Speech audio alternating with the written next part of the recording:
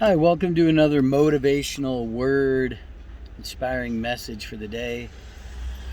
Today, I want you to be inspired and motivated by this verse. It's in Jeremiah chapter 27, verse 5. It goes like this: By my great power and with my outstretched arm, I made the earth, along with all the people and animals that live on it. I am the ruler of all creation, and I give it to anyone I choose. That's God talking.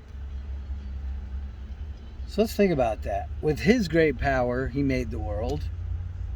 With His outstretched arm, He made earth, the people, the animals, every living thing on it. And He gives it to whomever He chooses. The next part of the verse, He goes on and He tells the people He's talking to that basically these nations that had turned away from God, He was going to let them fall under the power of Babylon and to King Nebuchadnezzar, who's His servant.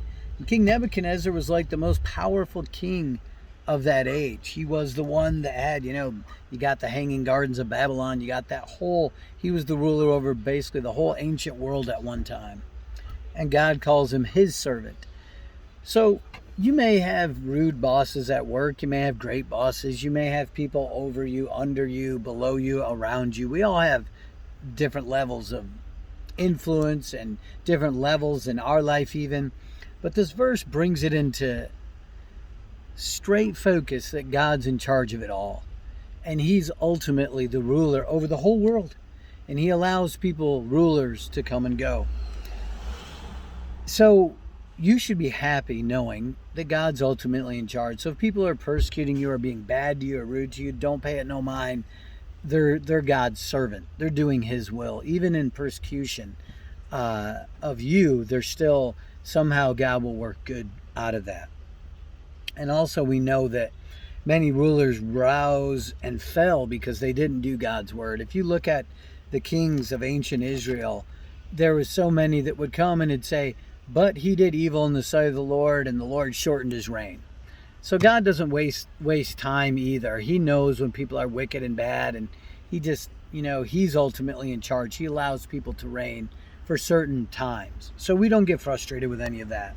We just know our God's ultimately in charge. Now also, Jesus said that the rulers of this world and the Gentiles, when someone's in power, they lord it over somebody. You ever been with someone like that? Usually immature people. Hey, don't even look at me when I'm talking to you. Hey, you shut up, go sit over there.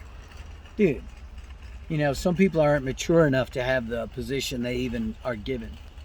But you have to realize that we as Christians are not to be that way. So Jesus said, the Gentiles, when they have authority, they lord it over each other.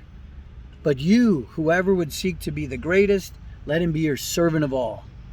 So you see the dichotomy, you see the juxtaposition, you see the contrast there. The world is, I'm going to rule over you, I'm going to be the hardest manager ever, I'm going to treat you all like garbage. And then the mature Christian treats people with respect. He's the servant leader, the servant of all. Okay, so one more time for reiteration, Jeremiah chapter 27, verse 5. By my great power and with my outstretched arm, I have made the earth, along with all the people and animals that live in it. I am the ruler of all creation, and I give it to anyone I choose. That's God talking. So don't get discouraged by anything you see going on anywhere. God's in charge, and He takes care of His people, ultimately. Have a great day.